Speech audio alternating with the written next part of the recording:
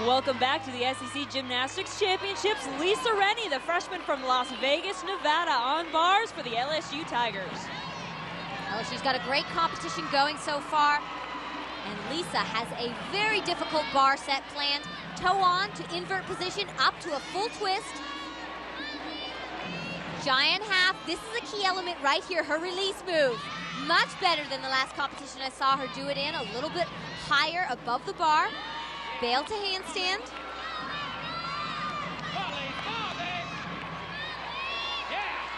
Hitting that handstand, the dismount, toe on, front half, kicks it open. No problem on that landing. What a great routine. The freshman coming through for the Tigers. Nice routine there, a 9.875. And you know, one interesting note about Lisa Laurie is that she's a diabetic, so she has to deal with the insulin and take very good care of herself, but she said it does not affect her at all. She's able to compete just fine. She's very matter-of-fact about it. She says, I just keep it under control. In fact, when they discovered that she was a diabetic, the doctors encouraged her to continue with her gymnastics. And it's a good thing that she has. Meanwhile, Sierra Sapunar, one of the 6 Georgia seniors competing. This is just her second time competing on beam all season, but she is coming off a career-high 9.95 in this event. Georgia's very excited to have all 6 seniors competing at this competition. When they came in as freshmen, they were touted as the Super 6. They've dealt with so many injuries over their career, and I believe that it's key to have these 6 experienced seniors in their lineup for Georgia to be successful this year. 2 back handsprings layout. We talked about some of the injuries that they've dealt with. Sierra tore her ACL at Nationals last year. She's just now starting to get everything back in order.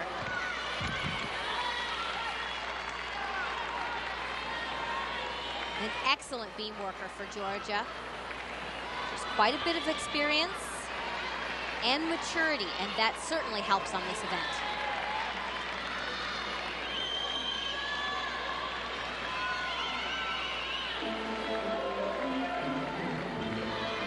Hear the floor music start up in the background. It's very important to keep your concentration. We saw a slight wobble there from Sierra.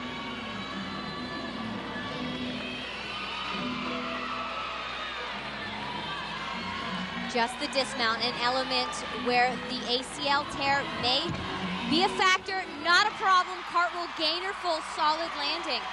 Another great routine for Georgia. They are getting the job done when they need it. Absolutely. Sierra Sapunar with a 9.925. And remember, again, that is just the second time she has been on beam all season, and she comes through. What a tough comeback. Coming back from an ACL tear. That is one of the most difficult injuries to come back on. But coming up, we've got Cory Fritzinger. Can she do it for Georgia on beam? Georgia coach Suzanne Yocklin giving some words of advice to one of her seniors, Cory Fritzinger. Cory, along with her teammate Marlene Stevens, 2 seniors who've had to take on a bit of a different role this year.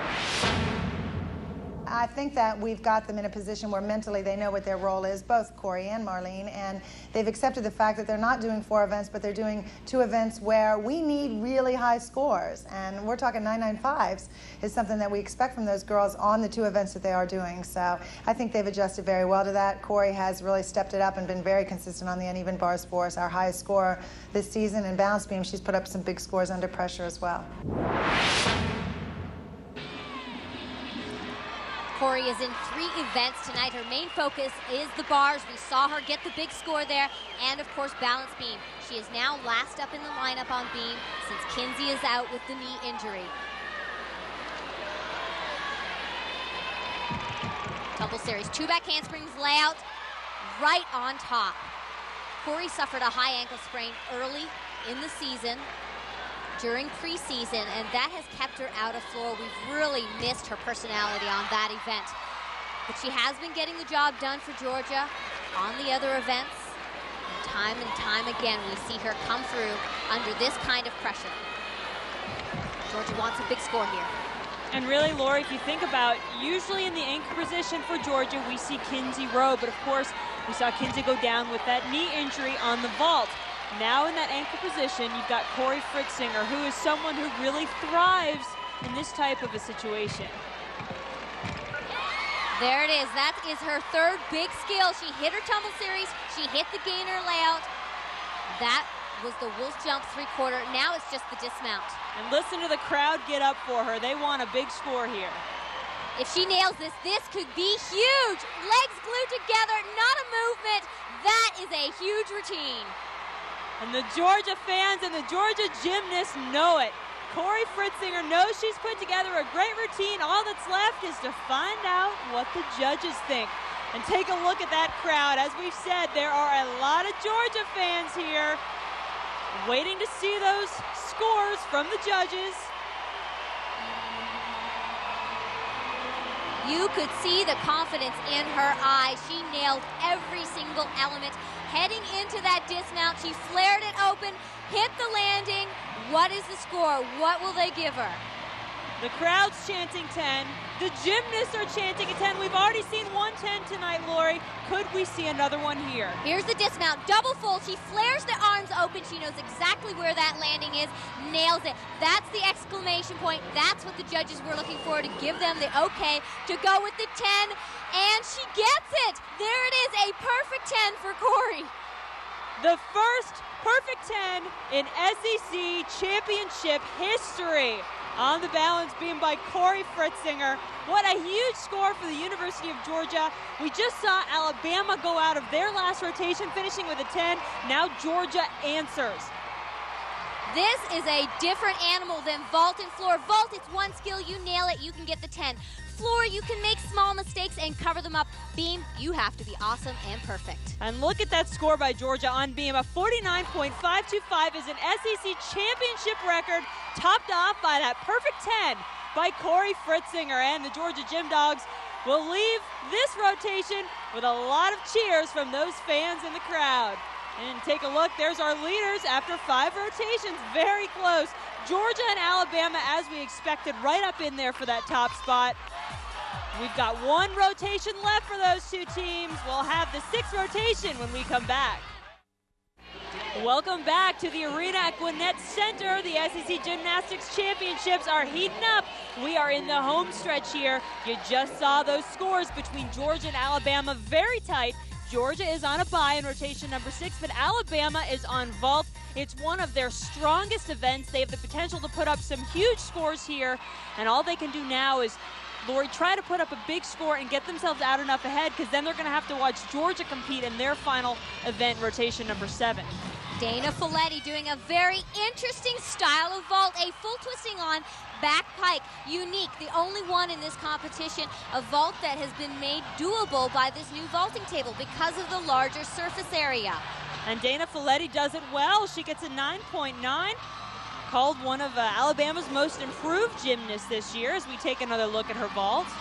The flight on is different. She adds the full twist for a 9.9 out of a possible 10. Well, Florida is on bars for this rotation. They're ranked number 4 in the country in this event, but remember, they're going to have to do it without Kristen Stuckey. There you see her. She injured her leg during warm-ups earlier in this meet, so it's going to be a challenge for Florida to put up some big scores without her. Well, she just injured herself when we were warming up balance beam, and she won't be able to compete for us possibly for the rest of the season, so she's sitting down tonight. It's a major loss for us on the 2 events that she does do, which is bars and beam. You know, she's been hitting between a 9, 9, and 10 every single time she goes out. So that's a really rough blow for us, but we're a strong team, and our alternates are ready to go, so we'll fight as hard as we can. And a major heartbreak for Kristen Stuckey, who has already undergone 7 knee surgeries. She will be missed on this event. But a strong competitor for the Gators is senior Erin Pendleton. This is the only event she's competing in these championships and is the Florida record holder on bars. She is somewhat of a bar specialist. Inverts to a straddle Jaeger, bail to handstand. She's a petite athlete. That works well on this event. Here's the dismount, double layout, nails the landing, just drops into that final landing. Well, Florida has done a great job so far picking up the slack without Stuckey. Erin Pendleton gets a 9.9. That's actually the 3rd 9.9 in a row for the Gators on this event. So they are doing exactly what they need to do. They struggled a little bit. First event on floor. I know they were still dealing emotionally with the loss of Suzuki, but they've come back strong, and it's a tough race between LSU and Florida here. No question, and that puts some more pressure on a freshman we've seen already, Lisa Rennie for LSU. She's on beam now. Starting off with a difficult mount, round-off layout, finishes off with a smile. Showing off her precision there. One arm back handspring layout. She really is disciplined in all her landings, hitting those lunge positions, and watch how she works her arms. Very good basic training on this event.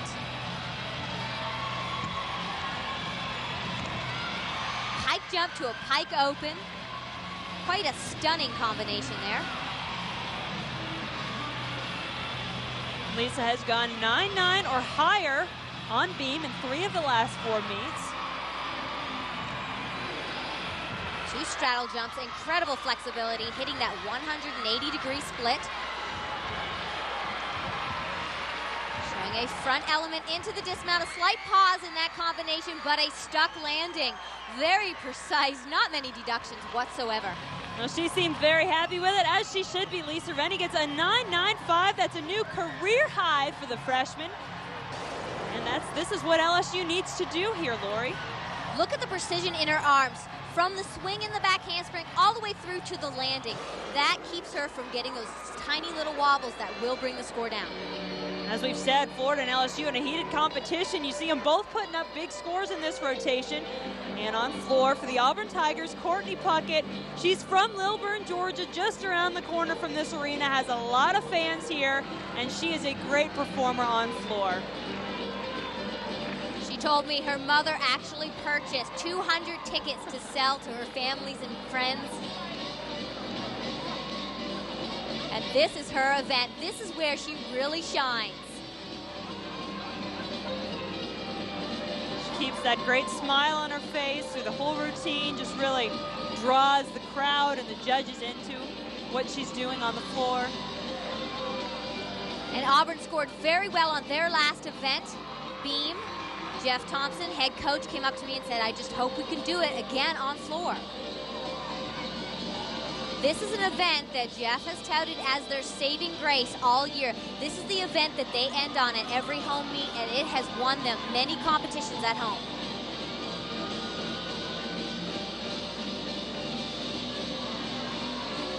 Showing off a little pizzazz and that precious smile. Last pass, front full, front pike.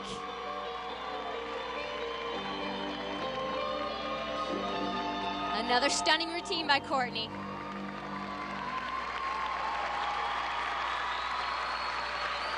And what a wonderful finish to Courtney Puckett's season on floor in the SEC this year. A 9.925. Tremendous score for her and for the Auburn Tigers.